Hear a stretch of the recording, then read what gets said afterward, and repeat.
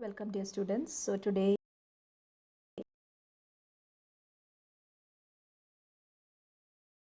module 3 mainly deals with the collection of municipal solid waste management. And we know that collection is a very important functional element of solid waste management system. We have already discussed what are collection with the various collection. Today we'll discuss what is meant by collection routes. So what do you understand by collection routes? We know that when we say waste collection, it just doesn't mean only to collect the or to gather the waste from the point where it is generated, but the process of collection also includes the transporting of the waste to various transfer stations or to the disposal sites.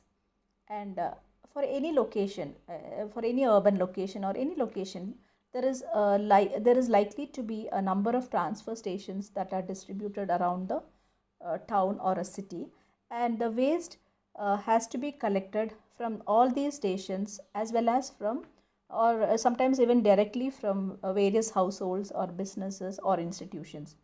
And in most of the locations, there is only one site that is usually fixed for the final treatment of the waste or for final disposal, and it is mandatory to transport the waste from various points to the point where it has to be disposed.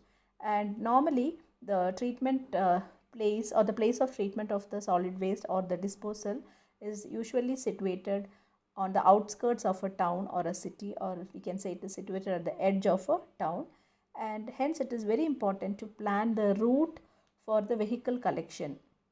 So we know that the waste will be collected by using various vehicles, and we have to fix or plan specific routes for the collection and transport of the vehicles so as to make the best use of the resources that are available. And when we do it with proper planning, it actually uh, keeps the cost down as well as gives the people the best possible service. And this process of planning of the route is actually a very complex operation, and it mainly consists of stages like identifying the pickup points, that is the point from where the waste has to be collected.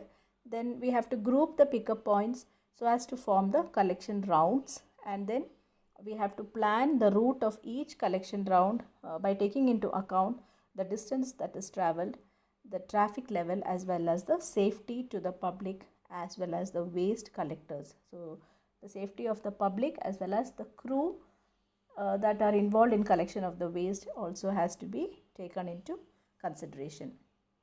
And in solid waste collection, the routing process actually involves the scheduling and defining of the routes for the trucks or the vehicles to traverse during the process of collection.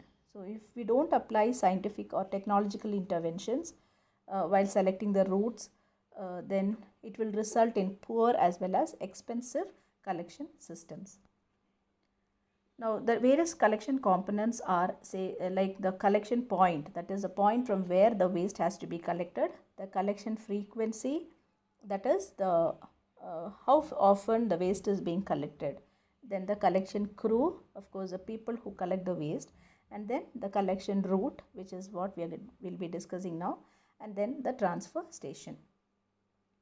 Now, when it comes to the collection route, the collection route has to be fixed in such a way that it is very efficient, or the collection routes, we can say it can be defined for actions that are performed for collection of the resource. And if we properly plan the collection route, it will help in conserving the energy as well as minimizing the total working hours as well as the vehicle fuel consumption. And coming to the layout of the routes or the collection routes, so when we say layout, the collection routes has to be laid so that both the workforce as well as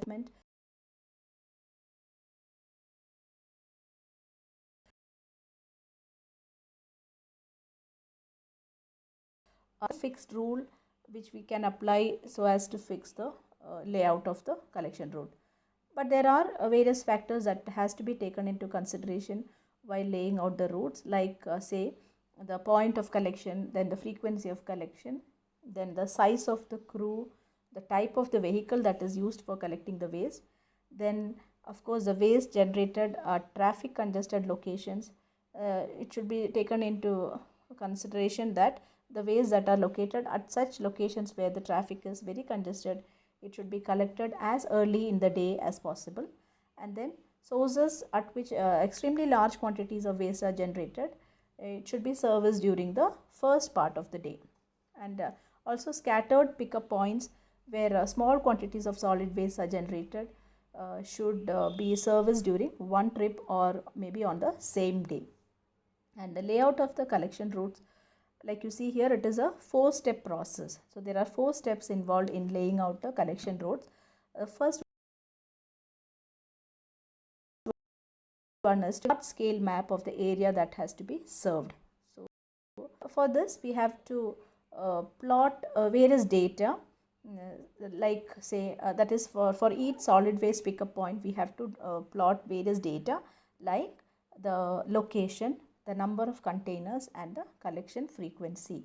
So where the waste pickup point is located, how many containers are required for collecting and the waste, and then the collection frequency, how often the waste will be collected.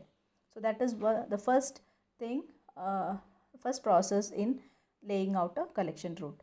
And the second one is to prepare data summaries. So preparing data summaries means here we have to estimate the quantity of waste that are generated from the pickup locations that is serviced each day.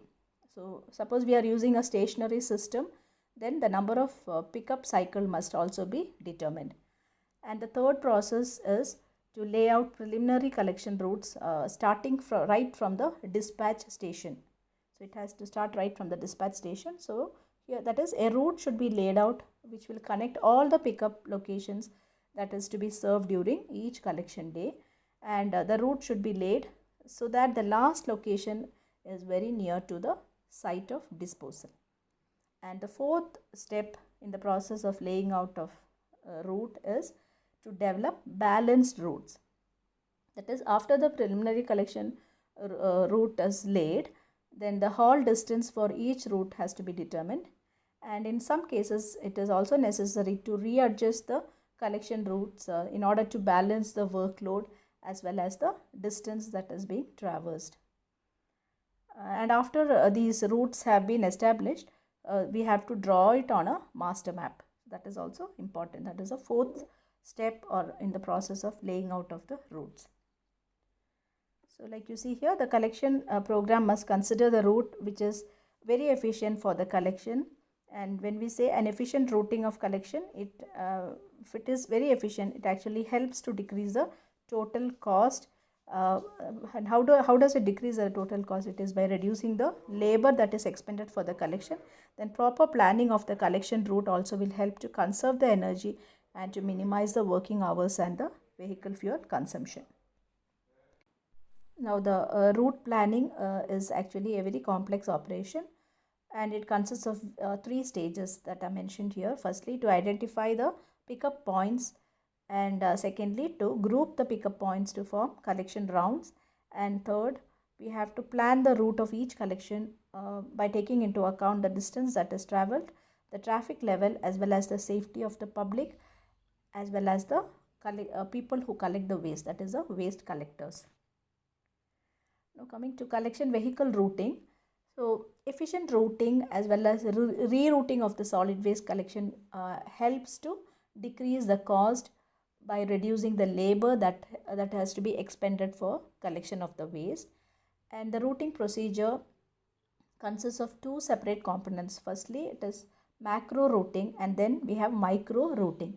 So macro routing means it defines the size of the route, and micro routing defines the exact path of each route. So the size is defined by macro routing process, and then micro routing is a process of defining the exact path of each route. So macro routing actually consists of dividing the total area that is the total area where the waste, that is the collection area. It divides the total collection area into routes in such a way as to represent a day's collection for each crew. And here the size of each route will depend on the total waste that is collected per stop, or the distance between the stops, the loading time, as well as the conditions of traffic. And some barriers like say rail or road embankments or rivers and some roads with heavy competing traffic, etc., can be used in order to divide the route territories. And here, as much as possible, the size and shape of the route areas also should be balanced. And micro routing, it is by using the results of macro routing analysis, the micro routing, it will define the specific path that each crew and collection vehicle will take on each day of collection. And the results of micro routing analysis also should be done, it has to be done by the review of experienced collection drivers. And there are so many factors for collection vehicle routing. We know that it is this vehicle routing is actually a trial and error process, and it is actually a simple manual approach which also applies specific routing patterns. And the map that we have told that we have to prepare a map, isn't it? So the map should show the collection, the service locations, the disposal or the transfer sites, one-way streets, natural barriers, and also the area of heavy traffic flow. And the routes should be traced out onto a tracing paper by using various factors like, say, the route should not be fragmented or it should not be overlapping, and the total time, that is a hauling time, it has to be reasonably constant for each route in a community. And the collection route should be started as close to the garage as possible, and also heavily traveled streets should not be visited during the rush hours, that is during the peak hours. And if at all there is a one-way street, it is best to start the route near the upper end of the street. And if it is a dead-end street, the waste must be collected by walking down or reversing the vehicle, or even by taking a U-turn. And higher elevations should be at the start of any route. So collection route, when we draw the collection route, the higher elevation should be at the start of the route. And for collection from one side of the street at a time, it is generally best to route with many anti-clockwise turns around the blocks. So that's about micro routing. Thank you. So next we will discuss what are transfer stations.